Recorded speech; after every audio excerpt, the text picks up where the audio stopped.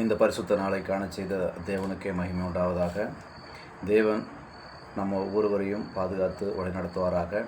இந்த நாளிலும் தேவனுடைய நாமம் மகிமைப்படும்படியாக நான் ஒரு முக்கியமான ஒரு விஷயத்தை உங்கள் மத்தியில் பகிர்ந்துக்க போகிறேன். இதை கேட்குறவங்கள ஒவ்வொருவரையும் தேவன் ஆசீர்வதிப்பாராக. என்னன்னு பார்த்தோம் அப்படின்னா, ஒரு உண்மையுள்ள ஒரு மனுஷன், உண்மையுள்ள மனுஷன்னா அவர்கிட்ட எந்த குறையை யாராலையும் கண்டுபிடிக்க முடியாத அளவுக்கு உண்மையுள்ள மனுஷனாக அவர் வாழ்ந்துட்டு இருக்கார். அதாவது பிதாவுக்கு உண்மையாக, அப்படி தான் மனுஷனுக்கு உண்மையாக அவர் வாழலை, பிதாவுக்கு உண்மையாக வாழ்ந்த ஒரு மனுஷன். அவர் நம்ம எப்படி வாழ்ந்தோமோ அதே மாதிரி நம்மளும் ஒரு கூட்டத்தை உருவாக்கணும்னு சொல்லிட்டு நல்ல ஆர்வமுள்ள கொஞ்சம் பேர்த்த தெரிஞ்செடுத்து அவங்களுக்கு இந்த வேதத்தினுடைய மகத்துவங்களை எல்லாம் தெளிவாக சொல்லிக் கொடுக்குறார். எந்த குறையும் இல்லாமல் அவர் எப்படி உண்மையுள்ள ஒரு மனுஷனாக இருக்கிறாரோ அதே போல் இவங்களையும் அந்த உண்மையான வழியில் நடத்தணும் அப்படிங்கிறதுக்காக அவர் ரொம்ப போராடுறாரு. போராடி அவங்களையும் அவங்களுக்குள்ளே வரக்கூடிய மாற்றங்களை அவர் கொண்டு வந்துட்டார். இப்படித்தான் இருக்கணும், இப்படித்தான் நம்ம ஆண்டவருக்குள்ள உண்மையாக இருக்கணும், மற்றவங்ககிட்ட இப்படித்தான் பேசணும், வேதத்தை இப்படித்தான் தியானிக்கணும் அப்படிங்கிற மாதிரி நம்ம ஆண்டவருக்கு உண்மையாக எப்படி இருக்கிறோங்கிறத மற்றவங்க எப்படி தெரிஞ்சுக்கணுங்கிறத எல்லா டீட்டெயிலாக சொல்லி புரிய வச்சிட்டார். புரிய வச்சுட்டு எல்லாம் தெளிவாயிடுச்சா, ஓகே இனி வேதத்தில் உங்களுக்கு எந்த சந்தேகம் இல்லையே அப்படின்னு கேட்கும்போது யாருக்கும் எந்த சந்தேகம் இல்லை அப்படின்னு சொல்லிட்டு எல்லாருமே தெளிவாயிட்டாங்க. அப்போ சரி பரவாயில்ல, எல்லாம் தெளிவாயிட்டீங்க, சந்தோஷம், இனி என்னுடைய உதவி உங்களுக்கு தேவைப்படாது, நீங்கள் போய் உங்களால் முடிஞ்ச வரைக்கும் ஆண்டவருக்கு உண்மையாக இருங்க, மனுஷங்களுக்கும் நீங்கள் பிரயோஜனம் உள்ளவங்களாக இருங்க அப்படின்னு சொல்லிட்டு ஆண்டவருக்காக நீங்கள் என்னென்ன செய்ய போகிறீங்க, ஆண்டவருடைய நாமத்துக்காக, ஆண்டவருடைய நாமத்தை நம்ம மகிமைப்படுத்தும்படியாக என்னென்ன செய்யணும் அப்படிங்கிறத அவர் தெளிவாக சொல்லிவிட்டு அவர் ரெஸ்ட் எடுக்க போயிடுறார். ரெஸ்ட் எடுக்க போனதுக்கு பிறகு ரெஸ்ட் எடுக்குன்னா வெளிநாடு போயிடுறார், இங்கே இல்லை. போயிட்டு ரொம்ப காலம் ஓடி போச்சு. அதுக்கு பிறகு ஒரு நாள் இவங்களையெல்லாம் ஞாபகமாக வச்சுருந்து, சரிப்பா பரவாயில்ல, நம்ம உருவாக்கப்பட்ட ஒரு கூட்டம் அங்கே இருக்காங்க, அவங்கள எல்லாமே நம்ம போய் மீண்டும் சந்திக்கணும்னு சொல்லி எல்லாருக்கும் லெட்ரு போடுறார். நான் இந்த தேதியில் நான் வர்றேன், நீங்கள் எல்லோரும் ஒரு இடத்துக்கு வரணும், நான் உங்களை சந்திக்கணும் அப்படின்னு சொல்லிவிட்டு எல்லாருமே ஒரு இடத்துக்கு வாங்கன்னு சொல்லிவிட்டு எல்லாம் அரேஞ்ச்மெண்ட் பண்ணிவிட்டு எல்லாத்தையுமே யாரும் மிஸ் ஆகிடக்கூடாது, எல்லோரும் வரணும்னு சொல்லி எல்லாத்துக்கும் லெட்ரு போட்டு எல்லாத்தையும் ஒரே டைமில் ஒரே இடத்துக்கு வர சொல்லி பார்க்குறாரு. பார்க்க ரொம்ப சந்தோஷமாக இருந்திருக்கு. அப்போது சரி நீங்கள் ஒவ்வொருத்தராக அவங்களுடைய திறமைகளை சொல்லுங்கள் அப்படின்னு சொல்லி அவர் கேட்குறாரு. நீங்கள் என்னால் போதிக்கப்பட்டு நீங்கள் ஆண்டவருக்கு உண்மையை இத்தனை வருஷமாக வாழ்ந்துருக்கிறீங்க, உங்கள் வாழ்க்கையில் முன்னேற்றத்தை நீங்கள் இப்போ பகிர்ந்துக்கணும், ஒவ்வொருத்தரும் அவங்களுடைய அனுபவங்களை சொல்லணும் அப்படின்னு சொல்லிட்டு கேட்குறாரு. அப்போ ஒவ்வொருத்தங்களாக சொல்கிறாங்க.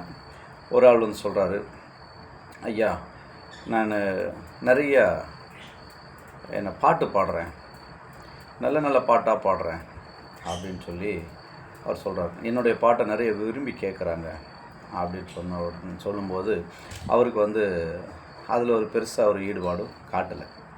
அப்படியா, சரிப்பா நீ போய் உட்காரு. இன்னொருத்தர் கேட்குறாரு, நான் நல்ல ஆராதனை பண்ணுறேன் ஐயா, நல்ல ஆராதனை, அதாவது மணிக்கணக்கு ஆராதனை பண்ணுறேன், நான் ஆண்டவரை ஆராதனை பண்ணுறதுக்கான டைமெல்லாம் நான் பார்க்குறதே இல்லை, அந்தளவுக்கு உண்மையாக நான் ஆராதனை ஒவ்வொரு நாள் ஆராதனை பண்ணி நான் ஆண்டவரை மகிமைப்படுத்திட்டுருக்கிறேன் அப்படின்னு சொல்லி அவர் சொல்கிறாரு. சரி நீயும் போய் உட்காரு. இன்னொரு ஆள் சொல்கிறார், நான் மணிக்கணக்காக ஜெபம் பண்ணுறேன் அப்படின்னு சொல்லி அவர் சொல்கிறாரு. மணிக்கணக்காக ஜெபம் பண்ணுறேன் அப்படின்னு சொல்லும்போது, அப்படியா சரி நீயும் போய் உட்காரு. இப்படியே அவங்க ஒவ்வொருத்தங்களும் ஒவ்வொரு காரணங்களை அவங்க சொல்கிறாங்க, நான் இதை செய்கிறேன்ட்டு சொல்லும்போது அவருக்கு யார் செஞ்சதுலேயுமே திருப்தி ஆகலை.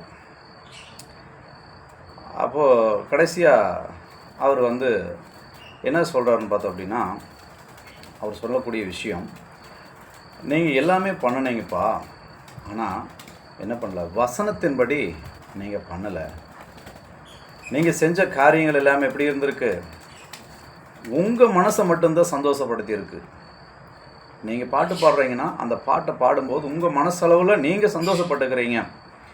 பிதா சந்தோஷப்படுறாருன்னு உங்களுக்கு தெரியுமா அப்படின்னு கேட்டிருக்கார். அதுக்கு என்ன ஆதாரம் வச்சுருக்கீங்க அப்படின்னு சொல்லி கேட்டிருக்கார். சரி, நீங்கள் மணிக்கணக்காக ஜெபம் பண்ணுறேன்னு சொல்கிறீங்க. ஓகே, மணிக்கணக்காக ஜெபம் பண்ண சொல்லி வசனம் சொல்லுதா?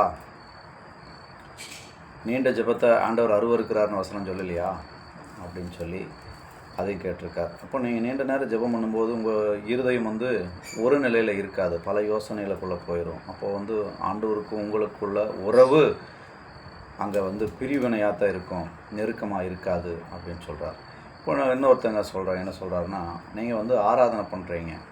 ஆராதனை பண்ணும்போது உங்கள் மனசுக்குள்ளே ஒரு சந்தோஷம், நான் ஆண்டவர் ஆராதனை பண்ணிட்டேன், நான் ஆராதனை பண்ணிட்டு வந்திருக்கேன், ஆண்டவருக்காக இவ்வளோ நேரம் முழங்காலில் நின்று நான் ஆராதிச்சிருக்கிறேன், ஆண்டவர் கண்டிப்பாக நான் நடத்துவார்னு நீங்கள் உங்களுக்குள்ளேயே நீங்கள் சந்தோஷப்பட்டுட்டு வரீங்களே தவிர உங்களை பார்த்து ஆண்டவர் சந்தோஷப்படுறாரான்னு நீங்கள் யாரும் யோசிக்கிறது இல்லை. அதை முதல்ல நீங்கள் புரிஞ்சுக்கங்க அப்படின்னு சொல்லி பாரு. அப்போ இப்படியே எல்லாருக்கும் பாட்டு பாடினவங்களுக்கு அதை சொல்லி, நீங்கள் பாட்டு பாடினாலும் உங்கள் சந்தோஷத்துக்காக தான் பாடுறீங்க, ஆண்டவர் சந்தோஷத்துக்காக நீங்கள் பாடலை அப்படின்னு சொல்லிட்டு எல்லா விஷயத்தையும் சொல்கிறார். அப்போ நாங்கள் எதில் தான் தவறு இருக்கிறோம் அப்படின்னு சொல்லி எல்லோரும் கேட்கும்போது வசனம் 1-2 வசனங்களை பார்க்கலாம்.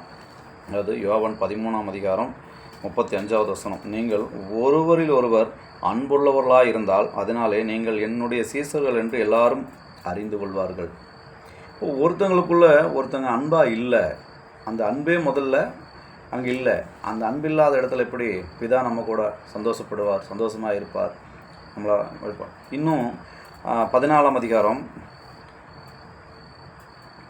வசனம் 21, அதாவது என் கற்பனைகளை பெற்றுக்கொண்டு அவைகளை கை கொள்ளுகிறவனே என்னிடத்தில் அன்பாக இருக்கிறான், என்னிடத்தில் அன்பாக இருக்கிறவன் என் பிதாவுக்கு அன்பாக இருப்பான், நானும் அவனில் அன்பாக இருந்து அவனுக்கு என்னை வெளிப்படுத்துவேன் என்றார். இதுதாங்க வசனம். இப்படிப்பட்ட வசனங்கள் எல்லாம் இன்னும் இது மாதிரி நிறைய வசனங்கள் இருக்குதுன்னு சொல்லிட்டு அவர் எடுத்துக்காட்டாக சொல்லியிருக்கிறார். இப்போ இந்த மாதிரியான ஒரு சூழ்நிலையில் நம்ம என்ன பண்ண முடியும்? நம்ம ஆராதிக்கக்கூடிய ஆராதனை எப்படிப்பட்டது, ஆண்டவருக்கு பிரியமாக இருக்குதா இல்லை மனுஷங்களை பிரியப்படுத்துதா அப்படின்னு நமக்கு ஆண்டவர் வெளிப்படுத்தணும்னு நம்ம இன்னும் ஆண்டவரோட நெருங்கி வாழ அவருடைய ஆலோசனைகளை நம்ம கேட்டு அதன்படி நடக்க என்ன வழிங்கிறத நம்ம வசனத்தின்படி தான் தெரிஞ்சுக்க முடியும். யாரும் நமக்கு கற்றுக் கொடுக்க முடியாது. வசனம் என்ன சொல்லுதோ அதுதாங்க சத்தியம். மற்றபடி எல்லாமே பொய் வேஷமாக இருக்குது. வசனத்தின்படி நம்ம ஆண்டவர் ஆராதிக்க கற்றுக்குவோம். இன்னும் ஆண்டவர் நமக்கு நல்ல யோசனைகளை தருவாராக. ஜெபிப்போம். கிருபை நிறைந்த நல்ல ஆண்டவரே, இந்த நாள் முழுவதும் ஆண்டவரே எங்களை பரிசுத்தத்தோடும் கிருபையோடும் எங்களை பாதுகாத்துக் கொள்ளுங்கள். எங்களுடைய இருதயம் இன்னும் பரிசுத்தமடைய உம்முடைய வேதத்தின் மகத்துவங்களை நாங்கள் ஆராய்ந்து அறிந்து கொள்ள தேவனாகிய கர்த்தர் நீர் எங்களோடு கூட இருந்து எங்களுக்கு ஆண்டவரே எட்டாத காரியங்களை ஆண்டவரே நீர் எங்களுக்கு உணர்த்தி ஆண்டவரே நீர் எங்களை நல்வழியிலே நடத்தும்படி உம்முடைய பாதத்திலே எங்களை தாழ்த்தி ஒப்பு கொடுத்து ஜெபிக்கிறோம்.